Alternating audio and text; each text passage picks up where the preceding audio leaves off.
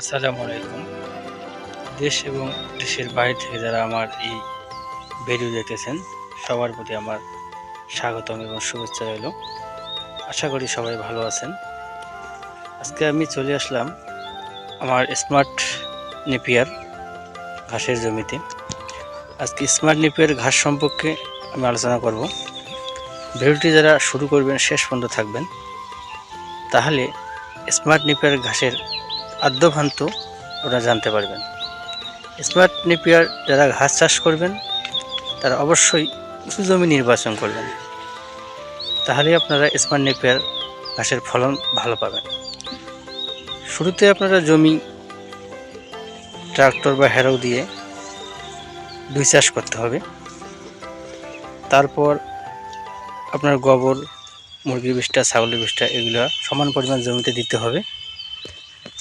তারপরে আপনাদের চারা সংগ্রহ করতে হবে। চারা সংগ্রহ করার পর বাসায় 5-7 দিন জাগ দিয়ে রাখতে হবে। জাগের নিয়ম হচ্ছে মাটিতে ঢেলে রাখতে হবে, পানি ছিটা দিতে হবে দিনে 2-3 বার করে।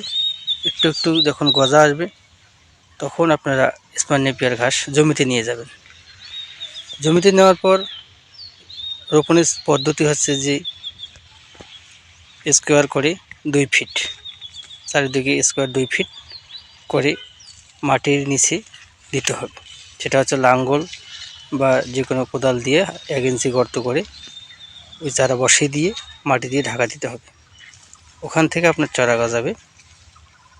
আর জমিতে যদি রস না থাকে সেক্ষেত্রে আপনাদের সমান পরিমাণ রস করে দিতে হবে, দ্রুত চারা গজাবে। যদি ভিডিওটি ভালো লাগে শুরু থেকে শেষ পর্যন্ত থাকবেন, অবশ্যই লাইক করবেন, কমেন্ট করবেন, সাবস্ক্রাইব করে চ্যানেলটির সাথেই থাকবেন। আর যদি কোনো খামারি ভাইদের কাটিংয়ের প্রয়োজন হয়, আমার স্ক্রিনে নাম্বার দেওয়া থাকবে এবং ডিসক্রিপশনে নাম্বার দেওয়া থাকবে। ওই নাম্বারে যোগাযোগ করলে আমরা কাটিং সরবরাহ করতে পারি। সেটা হচ্ছে সারা বাংলাদেশ কুরিয়ারের মাধ্যমে কাটিংগুলো দিয়ে থাকি।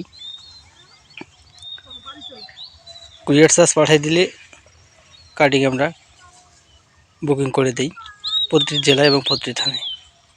আশা করি সবাই ভালো থাকবেন। ধন্যবাদ।